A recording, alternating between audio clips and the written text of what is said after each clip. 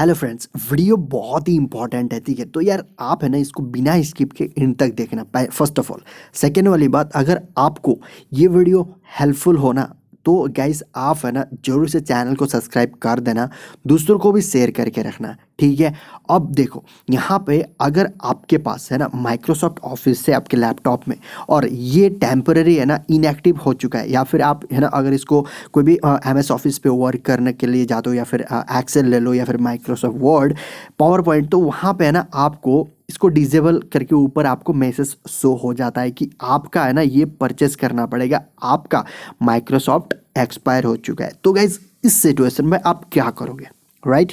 तो यार इसका क्रैक वर्जन भी अगर आप है ना खरीदने के लिए जाते हो तो लगभग 200 रुपये पड़ते हैं। अगर इसका ब्रांड न्यू वर्जन लेते हो तो 5000 पड़ता है। आप सभी को इसके चीज़ के बारे में बताया, और मैंने क्रैक वर्जन लिया था, और मेरा है ना ये MS ऑफिस वर्क नहीं कर रहा था, जो कि मैं ब्लॉगिंग के लिए बहुत ही ज़्यादा परेशान था, और मैं नोट पैड पे है ना इसको एंट्री करता था, यानी कि मैं टाइपिंग करता था, तो बहुत ही प्रॉब्लम्स हो रहे थे मुझे। बाद में अचानक से मेरे एक दोस्त ने इस ट्रिक को बताई, तो सोचा क्यों ना आपको भी बताया जाए, है ना। बहुत ही कमाल की ट्रिक। तो गाइस सबसे पहले चलो मेरे लैपटॉप स्क्रीन पे, और यहाँ पे हम लोग आ चुके हैं हमारे लैपटॉप स्क्रीन पे, और यहाँ ये टूटा हुआ नहीं है, ठीक है, ये वॉलपेपर है, कोई प्रॉब्लम नहीं है।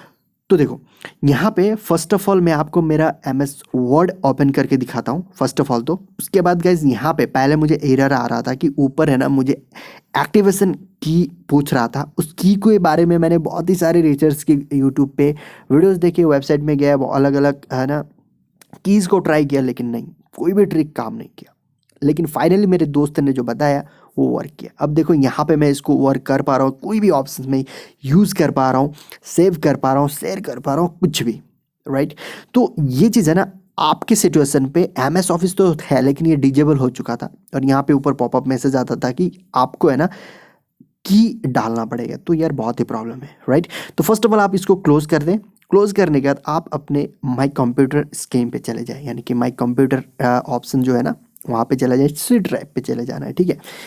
तो चलो मैं आपको लेके चलता हूँ यहाँ पे, दिस PC पे जाना है। फर्स्ट ऑफ ऑल PC पे आना है। PC पे आने के बाद बहुत सारी चीज़ें हैं यार यहाँ पे यूट्यूब के, तो चलो PC पे आना है, ठीक है। उसके बाद C ड्राइव आपको ओपन करना है, ठीक है।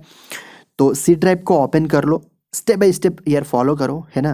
तो यार ये डेफिनेटली वर्क करेगा, आप इजीली कर पाओ। अब देखो यहाँ पे प्रोग्राम फाइल्स आपको x86 मिलेगा, जो कि x86 सिर्फ उनके लिए जो 32 बिट का यूज़ करते हैं। अगर आपके पास 32 बिट का लैपटॉप है तो x86 प्रोग्राम फाइल्स चूज़ करें। अगर आपका 64 है तो ऊपर प्रोग्राम फाइल्स, मेरा 32 है तो 86 वाला मैं चूज़ करता हूँ, ठीक है। उसके बाद गाइस यहाँ पे आपको बहुत सारे ऑप्शंस देखने को मिलेंगे, लेकिन आपको घबराना नहीं है। इतने सारे ऑप्शंस देखने के बाद आपको है ना यहाँ पे एक ऑप्शन देखने को मिलेगा, ठीक है। यहाँ पे आपको देखने को इजीली मिल जाएगा माइक्रोसॉफ्ट सेड, ठीक है।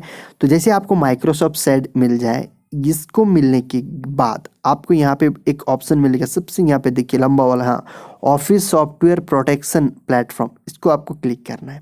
अब गाइस यहाँ पे देखो आपको सबसे लास्ट वाले ऑप्शंस है ना, यहाँ पे आपको राइट क्लिक करना है, और राइट क्लिक करने के बाद, चलो मैं आपको कर देता हूँ, राइट क्लिक करने के बाद रन कर देना है आपको, रन एज ए एडमिनिस्ट्रेटर कर देना है, बस इतना सा काम। इसको अगर आप जैसे रन कर देते हो ना, तो यहाँ पे आपका MS ऑफिस वर्क करना स्टार्ट हो जाएगा। बहुत ही इजी प्रोसेस है गाइज।